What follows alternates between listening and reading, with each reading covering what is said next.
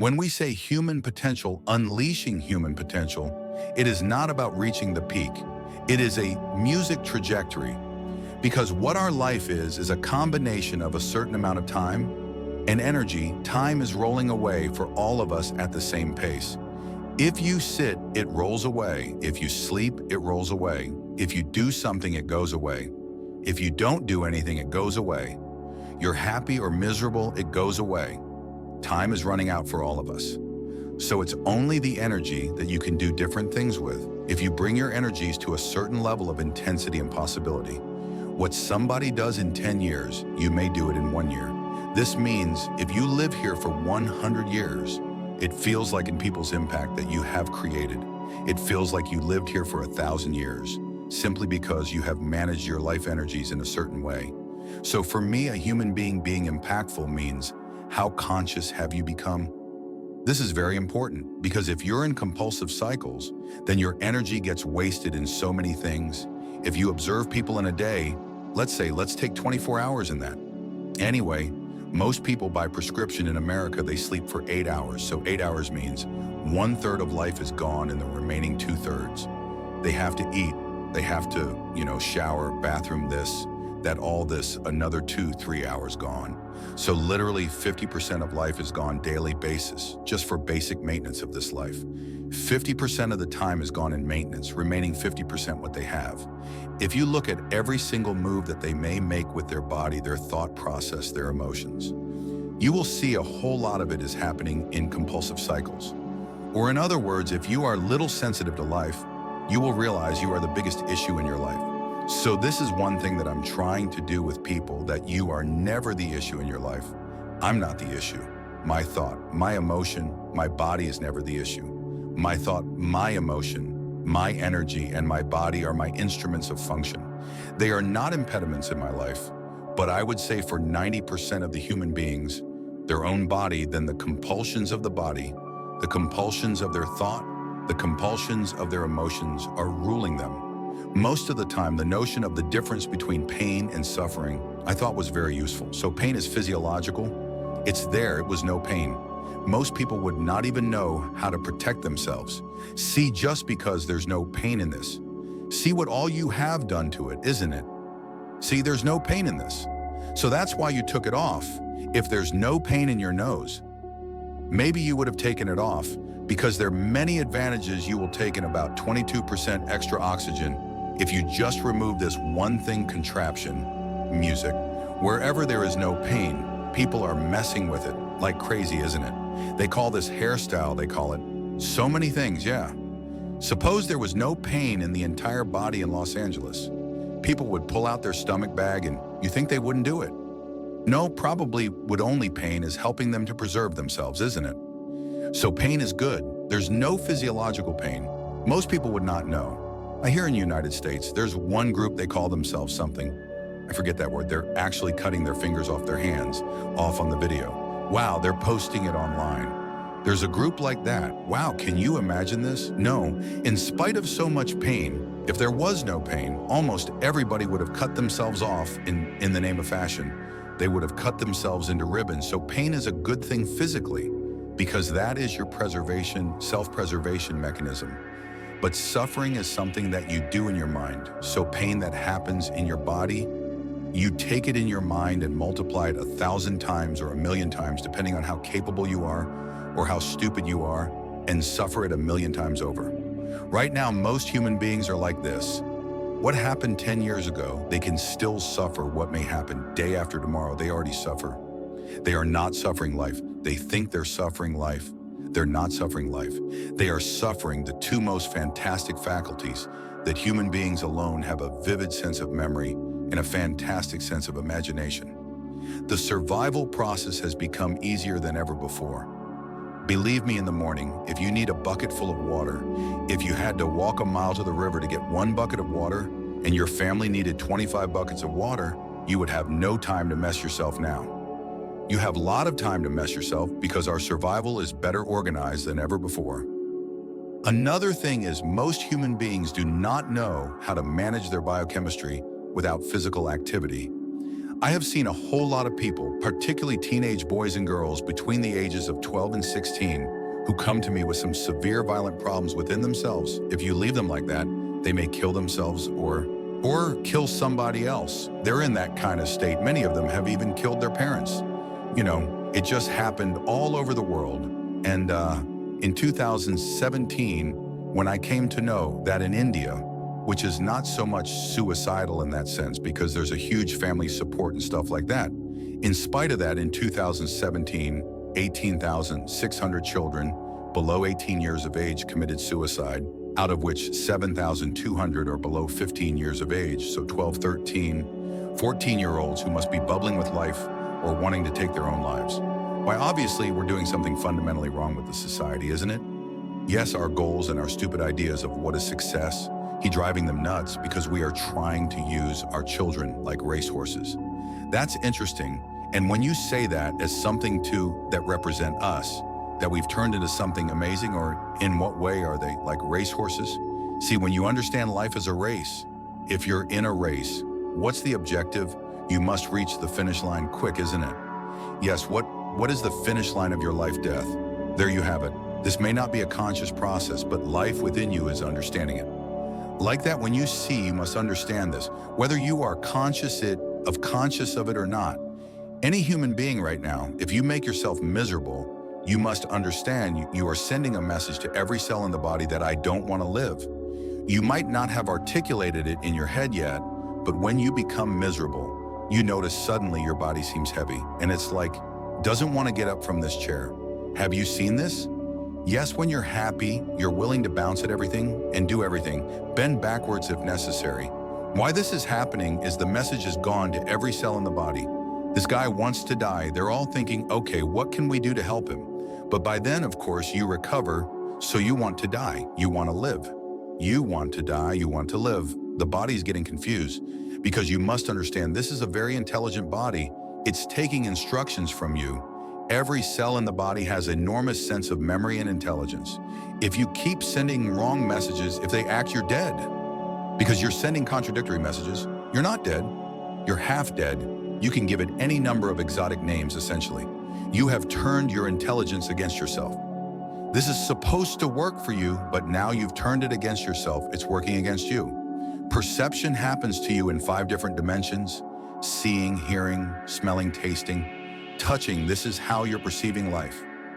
This data has gathered within you only because this data has gathered within you. Now you're able to walk on a round plan which spins. It's not a small thing. It is not a small thing that you are able to walk on, a spinning round ball, because all this data has gathered through 5 senses. It is not intellectual information, but it is a perceptual information. If this information is not there, you won't be able to walk. Actually, you will not be able to walk straight. This is what is happening for people.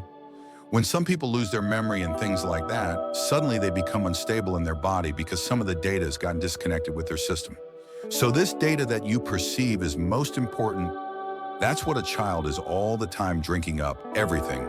You see how the child is looking at everything because he wants to drink up as much data as possible because instinctively he knows without the data, he will not be able to function. So how attentive you are, how attentive your eyes are, how attentive your ears, nose, tongue, and touch is accordingly, you have that much usable information. So why one person is more efficient while you are an athlete? Why one person is able to catch a damn ball, another person can't catch the damn thing? Why is it? Because that level of attention of exactly how that ball will behave, how you can anticipate where it will go. This is not there intellectually. Suppose you have a PhD in football. You think you can play football. If you have a PhD, no, I think you need to experience it as well. If you just study it only, that is not experience. It's perception. You're watching it out of your keen interest. You're watching exactly how a ball moves. You may not be thinking the physics of it, but you're watching it and perceiving it because of that perception. You know, something that you cannot know by reading 100 books about it. First of all, people assuming that anger is happening to them or misery is happening to them. No, this is exactly what I said earlier. Maybe I didn't articulate it fully. No, you are creating anger. You are creating misery. You're creating joy. You're creating whatever. All this is happening from within you. But human experience is happening from within us, isn't it? Right? Whether it's love or hate or anger or misery or joy or anything is only happening from within us. Now, simple question I'm asking is, what happens from within you, should it happen your way or somebody else's way? It should happen your way, of course, because the world will never happen your way 100%. Because there are so many stakeholders in the world, little bit will happen. My way, little bit your way, that is fine. But what happens within me must happen my way. If what happens within me does not happen my way, this is the worst form of slavery, isn't it? Wow, somebody decides what happens within me. Somebody decides where I should sit. This is slavery. Everybody understands this. Now, somebody decides whether I'm happy or unhappy. Isn't this the worst form of slavery? Yeah, so this is the liberation that humanity needs to work at. This is what inner engineering means. Inner engineering is not some mechanical process, because engineering means this. Essentially, you will say something is well engineered only if it works the way you want, isn't it? If this one doesn't work the way you want, what the hell are you expecting other things to work the way you want? It's just an accident when you live accidentally. Anxiety is normal. Why does one person need, by prescription these days, 8 hours? Is it 7 to 8 hours? Okay, 7 hours. And why another person can do with half of that? See, one thing is, as we already went through, the very physical body that you carry is just the food that you've eaten, isn't it? You are looking at food only as protein, vitamin, mineral, like this. But we're talking about a food chain that means they're all different kinds of lives. What we consume is another form of life. Every animal consumes another form of life. This is the way the food cycle is created. So in what condition that life is will determine in what condition your life is in many ways. So if food appears in front of me, if I just look at it, people have prepared it with elaborate care. If I just look at it, I say no says no. Sadhguru, skuru. This lady has brought it. She's a very good cook. She's very tasty. I just look at it and say no, simply because it's not alive enough for me. It may be tasty, but it's not alive enough for me. If it's not alive enough, I will not consume. If you're just conscious of this one thing, you will see your sleep QU will go down. Another thing is, most people are eating at least 50%. 50% means 100% more than what they need to eat. Yes, you will do one thing as an experiment. Just try this. Whatever you're eating, cut it down by 50%. If you're eating, let's say, 2 kilograms of food, cut it down to 1 kg and eat variety of foods, you will see you will neither drop weight, nor will you become weak, nor will you become less energetic. Only thing that will happen is your sleep C will go down, because you're putting so much food to generate the same amount of energy. You're eating more by compulsion of liking the tea taste, or simply by compulsion of filling yourself up. Now, the body has to process so much food to create so much energy. This extra processing is taking a toll on the system. The amount of impurities that are there in the food will also determine how much inertia you generate in the body. Let's understand it this way in terms of physical terms. What sleep means is inertia. Right now, you're dynamic. This is life. Inertia sets in when inertia goes beyond a certain points.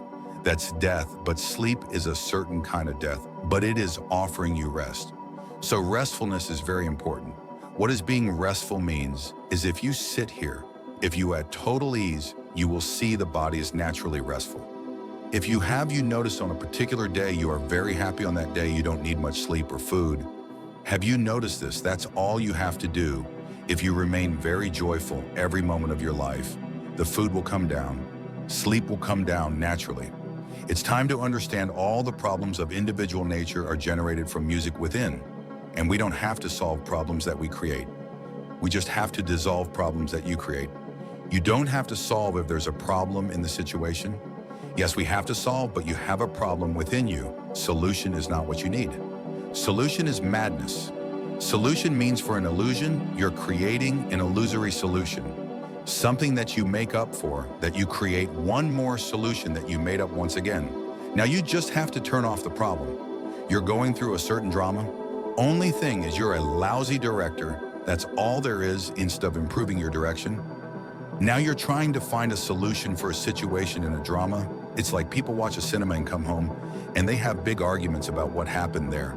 So the thoughts and emotions that you create, you don't have to find any solution for it. If you just turn it off, it's gone. If you find solution, you're moving towards insanity because you create a ghost and you create a Ghostbuster. The ghosts that you create, you must learn to play with them. I'm saying if nobody willing to play with you, you have to play with somebody, right? So the ghosts you create, if you like them, you play with them. If you don't like them, turn them off, but Sadhguru, they keep coming. You don't play, don't like to play with them. Don't play, they come and go. Never it ever happened that one thought remained for more than a moment, isn't it? It comes and goes, let it come and go. If you try to find a solution for that, you will head towards insanity. One thing that you must do to yourself is you are absolutely truthful to yourself. If you're also truthful to everybody around you, you will get other kinds of benefits with people. But I will not go that far right now with yourself. You are 100% truthful. Otherwise, all kinds of tricks keep happening. To be truthful to yourself is not an easy thing because there is lifetimes of habit of simply bullshitting yourself. A guest came to Shankaran P's house, music, and being a South Indian man down south, P come from further down south. He was carrying an umbrella, which is a common thing in Kerala, in southern Tamil Nadu. To carry an umbrella is a very common thing because rains can be very music heavy. Then they walked out, he took the guest out. Then it started raining, but Shangar did not open the umbrella. The guest said, "Why don't you open the umbrella?" Shangar said, "I'm sorry, the umbrella is full of holes." Then the guest asked, "Why did you bring it?" "Well, I never thought it'll rain today." A whole lot of people are like this. They think somebody else has to catch their lies.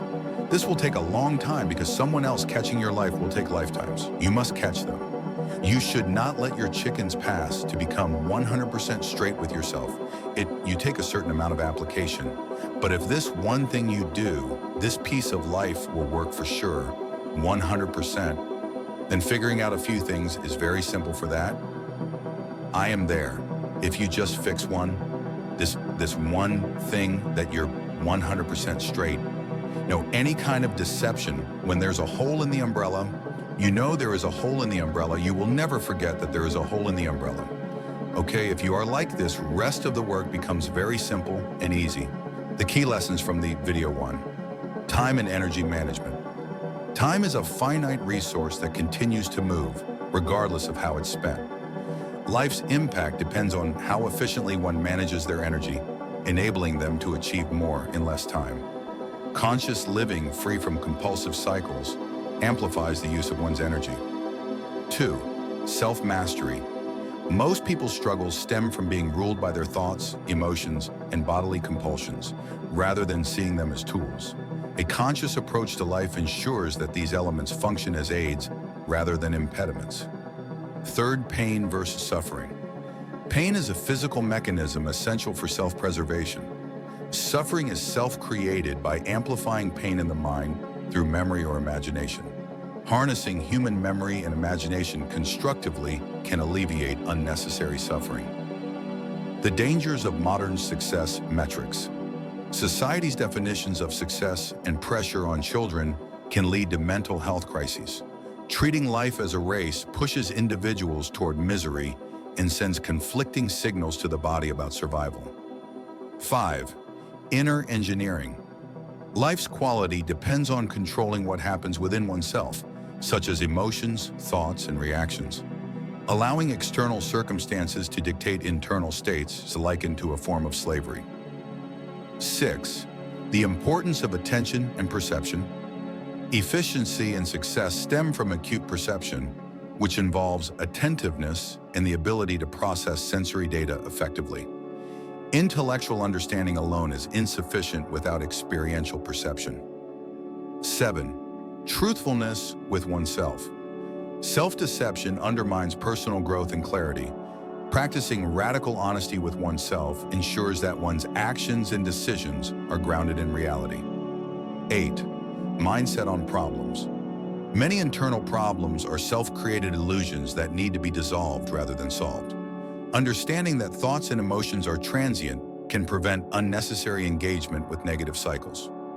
9. Lifestyle adjustments for well-being. Conscious eating, reducing food intake to the body's actual needs, can decrease sleep requirements and improve energy levels. Joyful living naturally reduces the body's need for rest and increases overall vitality. 10. Simplifying life's approach. When life's complexities are removed, it becomes evident that the key to fulfillment lies in internal clarity and alignment. Aligning one's actions, thoughts, and energy with truth and intention allows for an impactful and harmonious life.